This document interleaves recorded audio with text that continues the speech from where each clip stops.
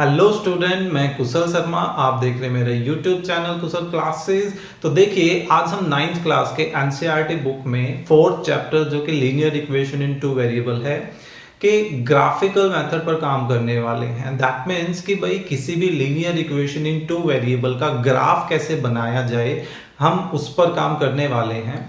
अगर आपने अब तक किसी भी linear equation in two variable का सॉल्यूशन निकालना नहीं सीखा है तो सबसे पहले मैं आपको बोलना चाहूँगा कि भाई आप सेकंड एक्सरसाइज जो कि इसी लॉजिक पर बेस्ड है उसको ज़रूर करें पहले, क्योंकि जब तक हम सॉल्यूशन नहीं निकालेंगे हमें ग्राफ बनाने के लिए कम से कम 2 सॉल्यूशंस की ज़रूरत पड़ती है। ठीक है, और सेकंड एक्सरसाइज में हमें किसी क्वेश्चन में 4 सॉल्यूशंस भी निकालने के लिए बोले गए थे। तो अगर आपने वो वीडियो नहीं देखी है तो उससे रिलेटेड लिंक मैं डिस्क्रिप्शन बॉक्स में डाल दूंगा, आप वहां से जाकर उसको देख सकते हैं। तो चलिए इंट्रोडक्शन स्टार्ट करते हैं। ओके स्टूडेंट्स, तो देखिए आज हम किसी भी linear equation in two variable का एक ग्राफ कैसे बनाते हैं उसको देखेंगे।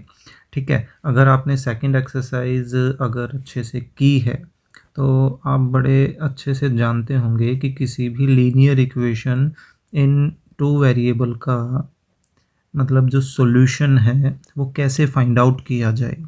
हमने लास्ट एक्सरसाइज में, सेकंड एक्सरसाइज में इसके 4-5 सॉल्यूशंस जो हैं वो निकालने देखे थे, है ना। हमें 4 सॉल्यूशंस फाइंड आउट करने के लिए बोला जाता था। तो यूँ समझिए हमें उतना काम तो करना ही है, बस हमें 4 सॉल्यूशन की बजाय सिर्फ 2 ही सॉल्यूशंस फाइंड आउट करने हैं। ठीक है, एग्जाम्पल के तौर पर हम इस इक्वेशन का जो ग्राफ है वो बनाकर देखते हैं। तो देखिए क्या करना है, सबसे पहले वही काम, किसी एक वेरिएबल की वैल्यू जो है वो आप फाइंड आउट कर लीजिए। ठीक है, हमने x की वैल्यू निकाल ली, आप y की भी निकाल सकते हैं, ये कम्प्लीटली आप पर डिपेंड करता है। अब तक आपको पता चल गया होगा। ठीक है, मैं कोशिश क्या करता हूँ कि अगर 2 या 2 से मल्टीपल कुछ मिल जाता है तो वो बेटर रहता है भाई 2 या 4 जो है वो डिनोमिनेटर में आ जाए, है ना। उनसे डिवाइड करना थोड़ा आसान भी रहता है, बस यही रीज़न है। देखिए लास्ट एक्सरसाइज में हमने y के रिप्लेसमेंट में कुछ भी रखा था तो रिजल्ट कैसा भी आ जाता था, फ्रैक्शन में कैसा भी, है ना। लेकिन अब हम यहाँ पर कोई ऐसी y की वैल्यू रखने की कोशिश करेंगे जिससे x का एक ऐसा रिजल्ट आए जिसको ग्राफ पर प्लॉट करना जो है वो हमारे लिए थोड़ा सा आसान हो जाए, क्योंकि हर एक बॉक्स के आपको पता है और छोटे छोटे 10 पार्टीशन होते हैं, है ना। तो उन 10 पार्टीशंस के अकॉर्डिंगली अगर हम देखें तो उनको 10 को 2 भी बड़े आराम से डिवाइड कर देता है ना। उसको 5 भी बड़े आराम से डिवाइड कर देता है। तो अगर हमारे पास डिनोमिनेटर में 2 या 5 हो तो हम अपने अकॉर्डिंगली यहाँ पर कोई भी वैल्यू रख के बड़े आराम से सेपरेशन कर सकते हैं। लेकिन बाई चांस मान लीजिए हमारे पास ऊपर कोई भी क्वांटिटी आती है तो डिनोमिनेटर में अगर मान लीजिए 3 आ गया, ठीक है, तो क्या उन छोटे छोटे 10 पार्टीशंस का 3 इक्वल हिस्सों में डिवाइड किया जा सकता है? नहीं एक्चुअली, है ना। हमें वहाँ पर दिक्कत आने वाली है। तो इसी वजह से हम अब यहाँ पर लिमिटेड सॉल्यूशंस पर काम करना चाहेंगे, ऐसे सॉल्यूशंस पर जिन पर हम काम कर सकें, हम कॉन्फिडेंट रह सकें। ठीक है, तो चलिए y की वैल्यू 0 ही रख लेते हैं। तो देखिए x किसके इक्वल आ जाएगा, 7 - 5 टाइम्स ऑफ 0 डिवाइडेड बाई 2, तो 7 - 0, है ना, क्योंकि 5 × 0 0 और 7 - 0 7 ही रह जाएगा। तो 7/2 को हम 3.5 ऐसे लिख सकते हैं, है ना। चलिए अब y की वैल्यू 1 रख लेते हैं। तो अब यहाँ पर देखिए हमने 1 रखा तो 5 × 1 5 रह जाएगा। तो हमारे पास क्या बचा, 2/2 यानी कि 1 आ गया। तो देखिए हमने ऐसे सॉल्यूशन रखे हैं अपने पास जिनको प्लॉट करना हमारे लिए काफ़ी आसान रहेगा। ठीक है,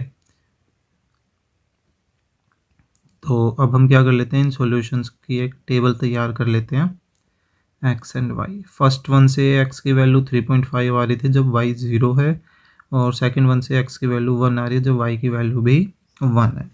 अब देखिए, जैसे ही आप दो सॉल्यूशन निकाल लेते हैं, अभी तक हमने सिर्फ सेकंड एक्सरसाइज की ही हेल्प ली है, अब हम आगे का काम करने वाले हैं और बड़ा ही इम्पोर्टेंट पार्ट है। 10th क्लास में भी बिल्कुल same as it is work हम करने वाले हैं। इवन यूँ समझिए कि 12th क्लास तक हमें इस चीज़ को यूज़ करना है, ठीक है। तो सिर्फ 9th क्लास के अकॉर्डिंगली आपको इसको नहीं समझना है। तो देखिए, अब ये आपको क्या करना है भाई, एक्स की हाईएस्ट वैल्यू नोट आउट कर लीजिए भाई, कितनी है 3.5, या अराउंड माने तो 4 तक चली गई, ओके। और वाई की 1 तक ही है, ठीक है। तो अकॉर्डिंगली अब आप यहाँ पर एक्स और वाई की जो वैल्यूज़ हैं वो कंसीडर कर सकते हैं, ठीक है। चलिए एक काम करते हैं, यहाँ पर इस सेटिंग को चेक करते हैं। एक ही मिनट, हमारे पास बॉक्सेस अगर मिल जाए हमें, ये देखिए ये ज़्यादा बेटर है, ठीक है, ये सही रहेगा।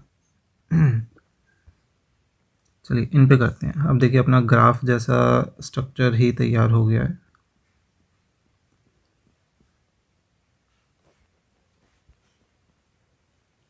अब क्योंकि हमें x के और y के नेगेटिव पार्ट पर तो काम करना है नहीं, है ना, तो ये हो गया अपना x और ये अपना y। अब देखिए x के मैक्सिमम हमें 4 तक जाना है, 2, 3 एंड 4, और y के मैक्सिमम सिर्फ 1 तक ही जाना है। तो एक्स्ट्रा ड्रॉ करने की कोई ज़रूरत नहीं है, वो जस्ट टाइम वेस्ट है। तो इसलिए जब आप ग्राफ का स्ट्रक्चर तैयार करें तो ये देख लीजिए भाई, x के मैक्सिमम और मिनिमम कहाँ तक जाना है, y के मैक्सिमम और मिनिमम वैल्यू कहाँ तक जाना है, ठीक है। तो अब हम काफ़ी बच्चे क्या करते हैं गलती, मान लीजिए 1 और 1 पर काम करना है, ठीक है। तो एक बच्चा क्या करेगा कि भाई वो x की तरफ पहले 1 गया, उसने एक पॉइंट यहाँ ड्रॉ कर दिया, ठीक है। फिर y 1 देखा, फिर वो y की तरफ गया और वहाँ पर फिर से उसने एक ड्रॉ कर दिया, और फिर इन दोनों को ज्वाइन कर दिया। तो उसने क्या किया बच्चे ने कि भाई सिर्फ एक पॉइंट की हेल्प से उसने एक लाइन ड्रॉ कर दी। दैट मीन्स कि वो दूसरे पॉइंट की हेल्प से एक और लाइन ड्रॉ कर सकता है। तो यानी कि उसने एक ही इक्वेशन की दो अलग अलग लाइनें बना दी, जो कि बिल्कुल गलत है, ठीक है। तो आपको इस तरह से नहीं करना है। मैं इसको अंडू कर देता हूँ। तो देखिए कैसे करना है, चलिए हम 1-1 से स्टार्ट कर लेते हैं। मान लीजिए हम 1-1 पर काम कर रहे हैं, तो आप हमेशा स्टार्टिंग कहाँ से करेंगे, ओरिजिन से, कि आप ओरिजिन पर खड़े हैं। मान लीजिए पहले x के 1 की तरफ चलते हैं, यहाँ आ गए, ठीक है। फिर यहीं से आपको y के 1 की तरफ चलना है, ठीक है। यानी कि y एक्सिस के पैरेलल आपको उतना ही डिस्टेंस कवर करना है जितना यहाँ पर हमें दे रखा है। क्लियर है, ठीक है। चलिए मान लीजिए एक और कोई पॉइंट है इधर, जस्ट वैसे ही आपको समझाने के लिए लिख रहा हूँ। मान लीजिए 2 और 3 है, ठीक है। तो y की तरफ 2 और 3 भी बना लेते हैं, ओके। सो अब ये देखिए यहाँ पर 2, 3 है, तो x की वैल्यू 2 है और y की वैल्यू 3 है, ओके। तो पहले आप x की तरफ कितना चलेंगे, 2 यूनिट, और देन y की तरफ कितना चलेंगे, 3 यूनिट। यानी कि आप कहाँ पहुँच गए, इधर पहुँच गए। तो आप इस तरह से एक पॉइंट ड्रॉ कर सकते हैं, ठीक है।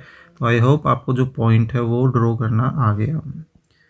तो अगर आपको मैटर समझ आ रहा है तो प्लीज़ लाइक ज़रूर कर दें और कमेंट भी करके बताएं कि भाई समझ आ रहा है, नहीं समझ आ रहा है ना। तो चलिए हम अपने क्वेश्चन पे कंसंट्रेट करते हैं। 1-1, तो देखिए x की तरफ 1 चले, फिर y की तरफ 1 चले, यहाँ पहुँच गए। तो हम इसको एक पॉइंट प्लॉट कर देते हैं। फिर दूसरा पॉइंट है 3.50। सो 3.5 एक्चुअल में इस 3 और 4 के बीच में कहीं लाई करेगा, है ना। तो पहले हम x की तरफ 3.5 यूनिट चले, देखो यहाँ कहीं आ जाएंगे, और फिर y की तरफ 0 यूनिट चलना है। दैट मीन्स कि हम ना तो इस डायरेक्शन में चल सकते हैं और ना ही इस डायरेक्शन में चल सकते हैं, है ना। दैट मीन्स कि हम यहीं पर ही रह जाएंगे। तो एक पॉइंट आ गया अपना ये, तो देखिए हमने दोनों पॉइंट्स को प्लॉट कर लिया।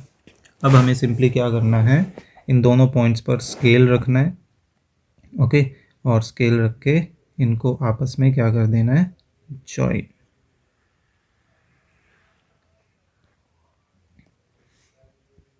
ठीक है, तो ये बन गया अपना required graph of the equation. तो जो भी इक्वेशन थी 2x + 5y = 7, ये उसका ग्राफ बन गया है। ठीक है, तो इस तरीके से हम बड़े आराम से अपना ग्राफ प्लॉट कर सकते हैं। अब देखिए आपको इलस्ट्रेट करके दिखा देता हूँ, इसमें कंफर्म कर लेते हैं कि भाई ये ग्राफ ऐसे ही बनना है।